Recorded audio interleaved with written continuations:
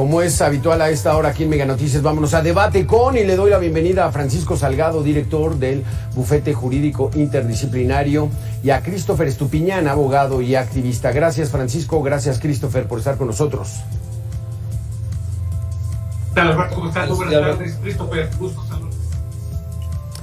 Francisco, empezamos contigo, Francisco. Pues prácticamente el Poder Ejecutivo lanza una andanada contra el Poder Judicial.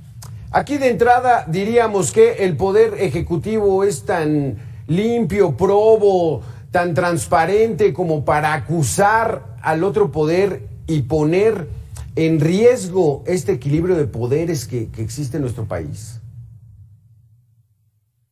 No, ni es probo, ni tiene experiencia, y además en este caso está equivocado, Alberto. Porque realmente todo empieza por la parte de los libros de educación, estos que han tenido tanto conflicto. Realmente por ahí es donde empieza este problema. Porque primero se mandan ya los libros y después se empiezan a la gente que sabe a cuestionarlo. Después de que mandan los libros, hay una asociación, la Asociación Nacional de Padres, que es la que hace un amparo contra esa distribución de los libros. Y después viene ya la resolución del amparo. Y es por eso que una juez por ahí de mayo les determina que continúe entregándolos. Mejor dicho, que detengan los libros, pero el presidente dice: nos comprometemos a que los libros estarán el día 28 de agosto para que se haga la entrega. Y después hay dos estados, Coahuila y Chihuahua, que son los que hacen un juicio de controversia en contra de la determinación de los libros.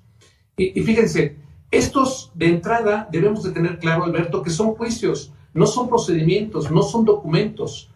Ingresaron lo que fueron los documentos del juicio de controversia constitucional, y lo que sucedió fue que cuando ingresas le toca un asunto al ministro que le toca en turno. Lo recibe la presidenta porque es por procedimiento, en algunas ocasiones es digital, y de ahí se va a quien le toca en turno. A quien le tocó en turno fue al ministro Luis María Aguilar. Y si ahí hubiera habido mano negra de a quien le tocó, están dos de las ministras que fueron propuestas y que le deben el empleo al presidente López Obrador. Entonces, si ellas hubieran visto que se brincaron el turno y que no le tocaba a él, de entrada ellas hubieran protestado. No protestaron. Después de que sucede eso, ¿no? Ya lo que pasa es que el ministro acepta primero la controversia de un estado y por procedimiento dice que se acepta, y en ese momento se suspende lo que es lo que estaban pidiendo contra lo que está la ley. Eso es lo que hace el ministro. Después de que eso hace el ministro, entonces ya el presidente dice y le empieza a cuestionar de que por qué para eso se tardó 5 días y que para lo otro se tardó 8 meses, y empieza a dar los antecedentes de los 8 meses. Vuelven a ligar la parte jurídica con la parte política. Pues no, lo que hizo el ministro es que no resolvió el asunto. El ministro lo que hizo fue aceptó efectivamente de esos 5 días, aceptó únicamente el trámite, aceptó el inicio del juicio. Ahorita todavía faltan 5 etapas más en ese juicio para que realmente se resuelva. Falta desde la contestación que dé la Secretaría de Educación Pública, falta la parte de las pruebas, falta la parte de la sentencia, faltan 5 cosas más. Y entonces es por eso que ni probo y además tampoco correcto. Lo que se hizo fue solamente un procedimiento de aceptación, no una resolución de un asunto, Alberto. Entonces, Christopher, esto es de plano esta andanada contra el Poder Judicial, particularmente contra el ministro Luis María Aguilar, ¿es una venganza? ¿Una revancha? El que no estás de acuerdo conmigo y entonces voy sobre de ti diciendo verdades a media o hasta llegando a mentiras. ¿Cómo está esto? Pues ahora le tocó al ministro Luis María Aguilar, ¿no? Que fue el que le toca absorber este asunto por turno, como dice el licenciado Francisco, pero el ministro que fuera a estar en turno le iba a tocar el arrebato del presidente, ¿no? Es una táctica que ha venido utilizando desde el principio de su administración, en el que él sabe muy bien que el único contrapeso que tiene en el poder actualmente es la Suprema Corte de Justicia, porque desde el principio, desde el inicio de su mandato, tiene un Congreso a modo, un Congreso de la Unión que básicamente baila al son que él toque, y el contrapeso real jurídico y de Estado ha venido siendo la Suprema Corte de Justicia, a pesar de los ministros que él ha podido proponer y que han sido designados en esta administración. Entonces, pues realmente lo que es un embate a la estabilidad del Estado, al balance de poderes, a los pesos y los contrapesos, porque el presidente desde un principio ha sido una figura autoritaria, en la que, a pesar de que él tenga conocimiento de que sus rutas legales, llámese el Plan B, por ejemplo, que él sabía que era inconstitucional desde un principio, lo supieron, fue solamente un cálculo político para efectos de desprestigiar a la Corte, en un cálculo que va enfocado a la siguiente administración, al periodo del 24 al 30, en el que ellos están buscando y están calculando tener una mayoría absoluta en el Congreso para ahora sí poder disolver completamente las funciones de la Corte a través de una reforma constitucional. Ya lograron la mayoría de los estados y de los congresos locales, solamente les falta el Congreso Federal. Entonces, el plan del presidente, como un buen maximato, es una trascendencia en el poder por más de 2 periodos, ¿no? Lo hemos visto en el tema de las corcholatas, desde esa declaración por la cual le llaman corcholatas, que dijo: yo soy el destapador y yo voy a decir básicamente quién es, y Mario Delgado lo sigue diciendo, los mismos corcholatas lo siguen señalando, el respeto que se debe tener a la disposición del presidente en este proceso interno de selección de candidato. Entonces, el presidente lo que ha estado fraguando, y con este discurso también alimenta, es un plan de desestabilización del Poder Judicial para efectos de un sometimiento posterior a la voluntad del dictador, ¿no? Que en este caso vendría siendo él. Y le tocó simplemente al ministro María Aguilar el embate del día de hoy, así como le tocó a la ministra Piña en su momento, mañana le va a tocar a otro ministro. De los que no estén de acuerdo con él. Está muy interesante el tema. Vamos a tener que hacer una pequeña pausa de 2 minutos, Christopher, Francisco. Regresamos con esto. Francisco, ¿tú ves entonces que el presidente está buscando el control del Poder Judicial? ¿Y cómo ha respondido hacia esos ataques? Regresamos en 2 minutos. Gracias, Christopher Estupiñán, Francisco Salgado. Gracias por continuar con nosotros. Francisco, recordamos ese 5 de febrero en Querétaro, en la conmemoración de un año más de la Constitución mexicana, donde la ministra Norma Piña, presidenta de la Suprema Corte, se quedó sentada cuando entró el presidente de la República. Y eso representó mucho, porque hasta el momento la ministra presidenta ha mantenido la distancia con el Poder Ejecutivo. Así es. No se han doblegado ante esta andanada y ante estos ataques del presidente de la República. Hasta este momento no. La forma es fondo. Y cuando la ministra se mantiene sentada, lo que hace es que mantiene precisamente la parte del que está separada de los otros poderes, del que esa persona no le va a rendir pleitesía al otro. Afortunadamente no han cedido hasta este momento. El presidente, por supuesto, que quiere tener el control de todo. El Poder Judicial no es la excepción.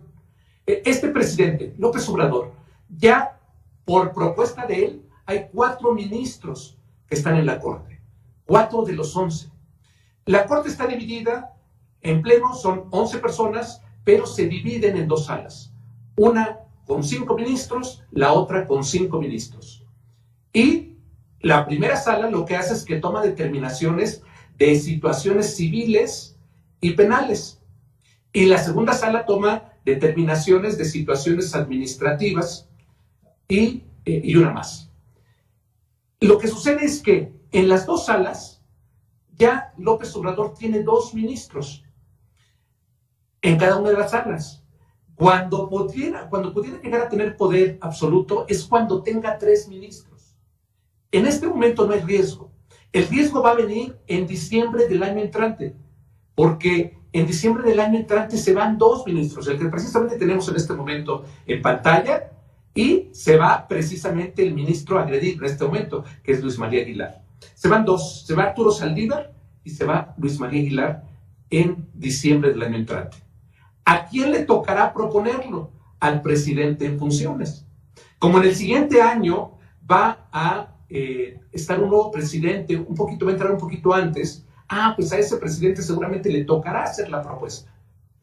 ¿A quién le tocará? Si se queda en el partido de Morena, ellos ya tendrán la parte de la autoridad también dentro del sistema judicial. Ese es el riesgo y eso es lo que a lo mejor no estamos viendo. Christopher, entonces, ¿qué va a pasar con la ministra Yasmín Esquivel, que está acusada de haber plagiado su tesis de licenciatura en 1987 allá en la UNAM?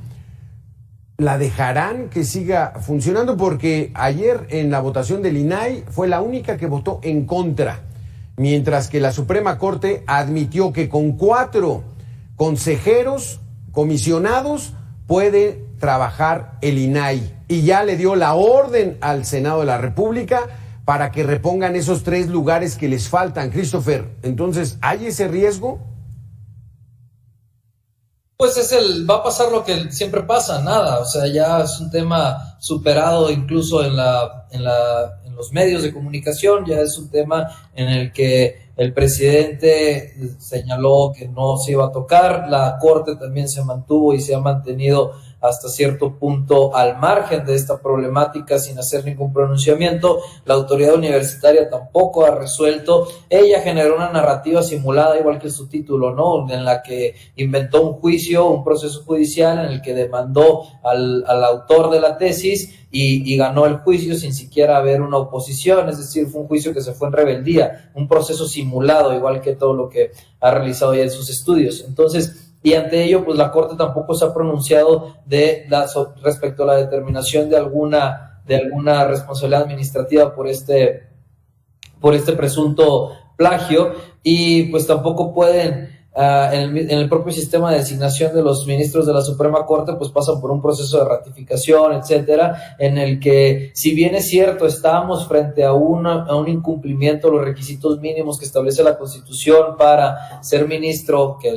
uno de ellos es el tema de ser licenciado en Derecho, por supuesto, y el otro es no haber estado en situaciones que comprometan el decoro y la honra de la propuesta. En este caso, pues definitivamente considero que el tema de un plagio de una tesis de licenciatura, que es un requisito previo para ser abogado, para ser licenciado en Derecho, pues es una situación que en definitiva compromete su decoro y su honra pública, ¿no? Sin embargo, pues considero que no va a pasar nada, es un tema de impunidad, de control estatal, en el que estamos frente a una administración la cual la impunidad es el tema de todos los días, y es un tema así como con el comisionado del Instituto Nacional de Migración, que no pasó nada a pesar de los homicidios derivados de la negligencia en la que opera este instituto. Lo mismo sucederá con la ministra, y es una ministra a modo que cumple con su función de ser servil al presidente y no con su función de ministra, que la función de un ministro es precisamente mantener una autonomía y un balance de poderes. Las decisiones que ellos deben de tomar son de carácter jurídico, no buscar justificar el capricho del Ejecutivo a través de artimañas jurídicas o de legalismos, ¿no? Son argumentativas leguleyas que vienen dictadas desde Secretaría de Gobernación, incluso desde la Coordinación de Comunicación Social, porque los votos de la ministra Esquivel en este particular caso han sido siempre coincidentes en cuanto a narrativa con la que maneja Palacio Nacional en las mañaneras. Francisco Salgado, esta sumisión del Poder Judicial al Poder Ejecutivo, pues no es nueva, ¿no? En la época de la hegemonía priista, pues bueno, el control era absoluto. Los 31 estados de la República, la mayoría en diputados, la mayoría en el Senado. Es más, todos los senadores eran priistas, y también la Suprema Corte, pero se ha empezado a equilibrar las fuerzas con el avance de la oposición. Pero entonces, ¿esto qué representa? ¿Quién gana de que el presidente de México pueda tener control nuevamente, como hace 30 o 40 años, del Poder Judicial?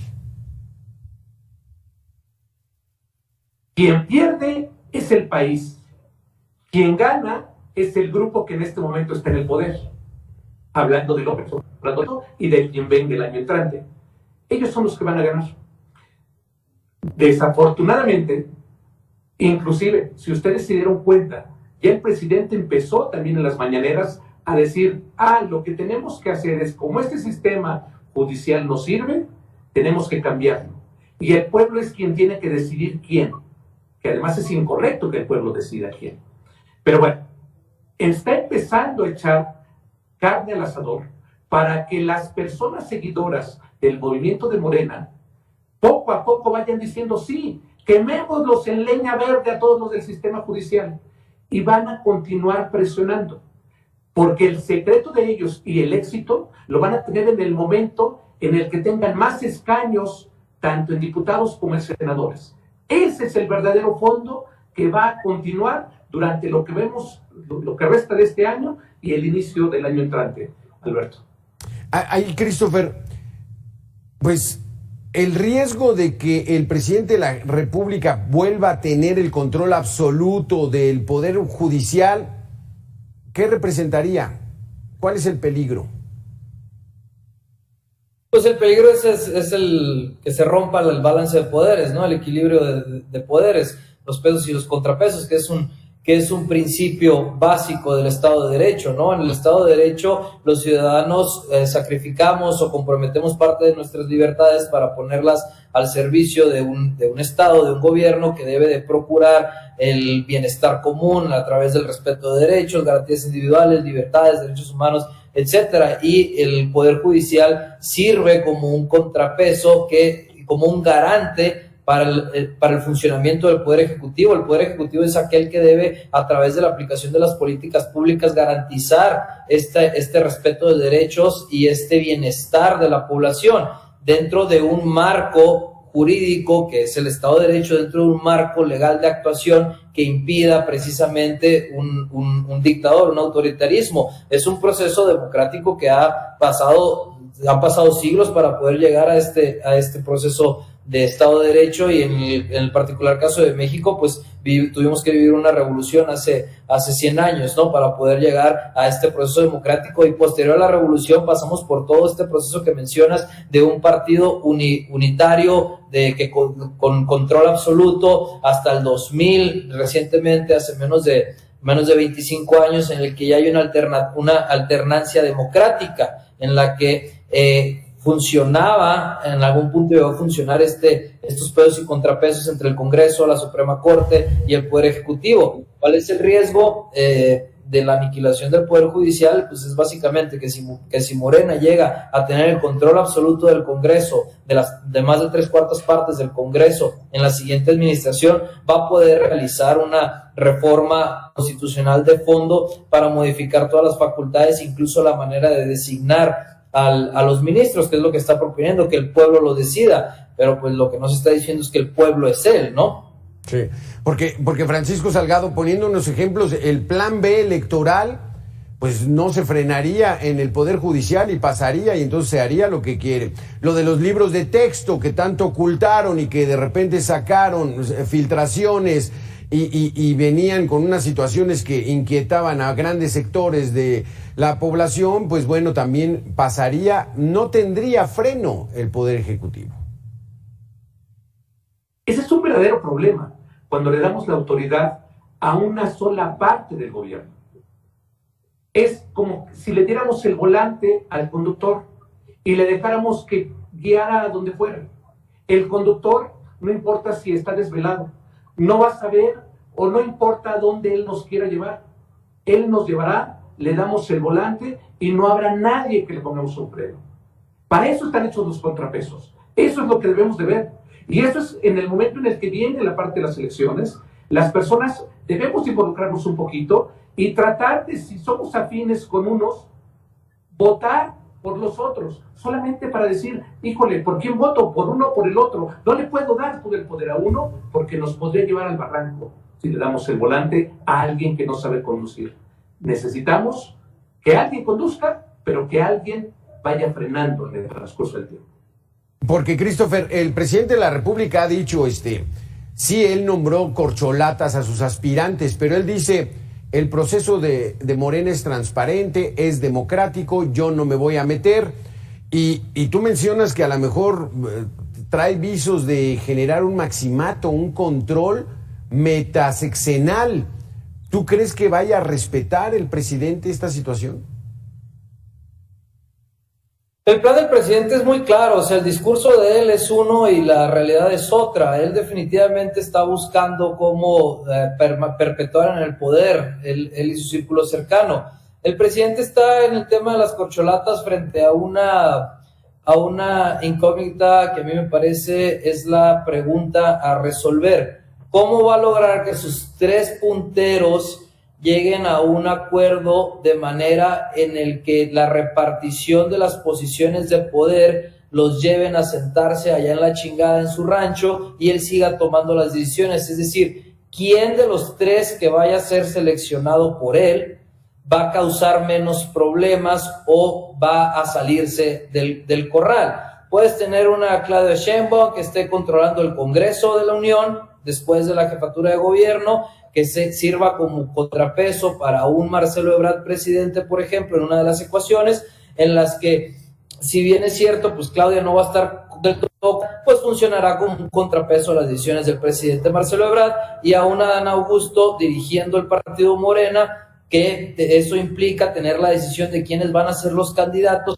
tanto en los gobiernos del estado subsecuente como los candidatos a congresistas federales, y tengas una especie de triada o de triunvirato en el que entre ellos tres se hagan un balance y al final, en caso de una controversia, sea el patriarca Andrés Manuel López Obrador el que decida o el que calme a un otro, ¿no? Seguirá siendo la mano que mece la cuna, y la parte de los embates al Poder Judicial es precisamente para desestabilizar otro de los contrapesos que él pudiera llegar a tener y sobre el que no tiene control, porque al momento de lograr una mayoría en el Congreso, de lograr modificaciones constitucionales que le permitan decidir cómo se van a designar a los ministros, es decir, ser quien mande en el otro poder, pues ya tendría un control absoluto, y al final del día el presidente siguiente, que va a ser de Morena, eso lo tengo muy certero, le deberá la silla también a Andrés Manuel, y la cereza del pastel, hay que decirlo, será cuál de las tres corcholatas va a garantizar que Andrés Manuel López Beltrán sea el presidente del sexenio 2030 a 2034 para completar el maximato. Así como están dándonos el planteamiento, pareciera así como hasta obvio, ¿no? Muy evidente. ¿Qué se puede hacer, Francisco? ¿Cómo lo puede entender el pueblo bueno, como dice el presidente? Vamos a hacer una pequeña pausa. Regresamos con este cuestionamiento, Francisco. Regresamos, Christopher, en 2 minutos.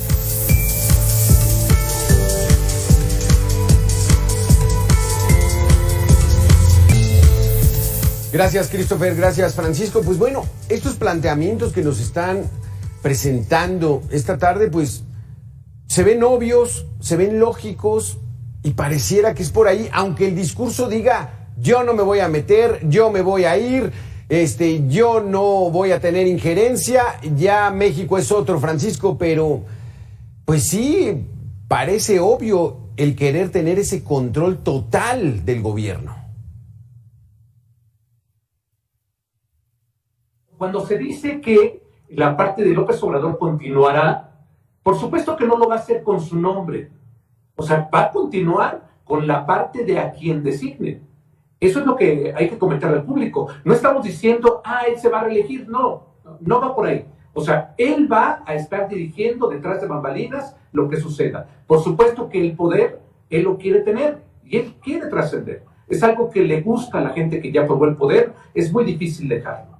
Y tú hacías una pregunta, Alberto. A ver, ¿cuál es la solución? Porque ahí es donde está lo verdaderamente importante. O sea, nosotros, país, ¿cuál es la solución que tenemos? A ver, tenemos la solución en concreto está en llevar a votar al mayor número de personas posibles y que gane la mayoría. Si los que quieren que gane son los que están en contra de López, su número tiene que ser mayor.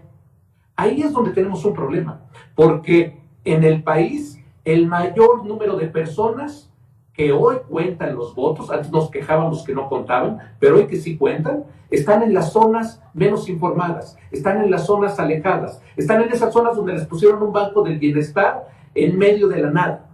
Y entonces, esas son las personas que hay que ver.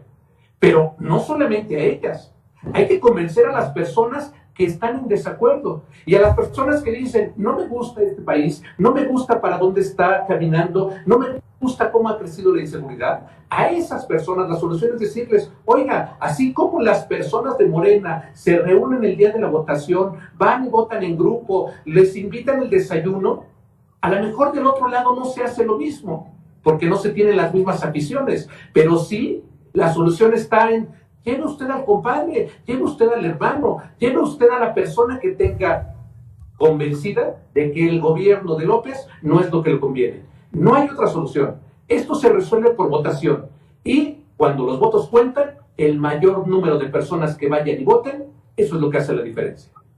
Porque, Christopher, el planteamiento que tú estás haciendo es de que regresemos 90 años atrás, el reloj de la historia de México. La época de Plutarco Elías Calles, el máximo caudillo, el quien tenía todo ese control, ¿no?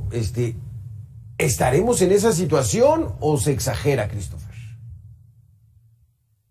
Pues el poder es para ejercerse y el presidente lo tiene muy claro, y en mi consideración el presidente nunca estuvo en contra ni tuvo desprecio al autoritarismo priista de hace 90 años, hace 80 años. Simplemente tenía nostalgia porque él no estaba en esa posición. Esa es la realidad. Lo vemos todos los días: falta de transparencia, un discurso unilateral, un rompimiento del balance de poderes, un Congreso sometido a su voluntad. Es simplemente él es quien lleva la batuta de la orquesta del país. Entonces, no es un planteamiento que me gustaría que sucediera, pero eso es lo que se está pareciendo que va a suceder, y es lo que está orquestando el presidente. Lo vemos todos los días. Entonces, el problema aquí es el enfoque, ¿no? Si el enfoque realmente está funcionando o no. El gobierno federal tiene aciertos y tiene desaciertos.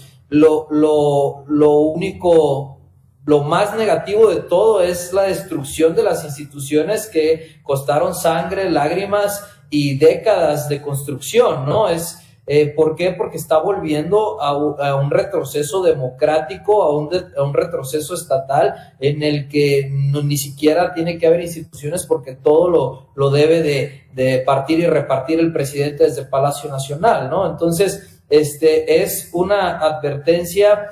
Es una situación latente, muy peligrosa, que inclusive está siendo solapada por los aliados internacionales. El caso es particular de Estados Unidos, ¿no? Estados Unidos y el embajador Ken Salazar, se muere un americano a causas del crimen organizado en Tamaulipas, en Jalisco, desaparece otro, secuestran a otro y no meten las manos. ¿Por qué? Porque el presidente tiene muy claro en este Juego de Tronos que realmente su voz hace un eco en los votantes mexicanos de Estados Unidos, y el Partido Demócrata prefiere mantenerse al margen incluso de las situaciones, ¿no? Aquel país que debía de velar por la democracia en el continente y en el mundo y por las libertades, está siendo también un cómplice en toda esta estrategia autoritaria del presidente Andrés Manuel López Obrador y del partido Morena, ¿no? Y del sucesor que se ha designado. Entonces sí, estamos frente a un retroceso en una época de globalización, de aliados internacionales que, en lugar de alzar la voz, simplemente lo convalidan.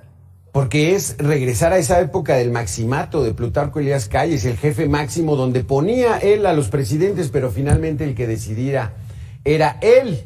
En fin, vaya situación. Esperemos que el destino lo corrija y que, sobre todo, la sociedad sea la que esté bien informada. Gracias, Francisco Salgado, director del Bufete Jurídico Interdisciplinario. Gracias, Christopher Estupiñán, abogado y activista.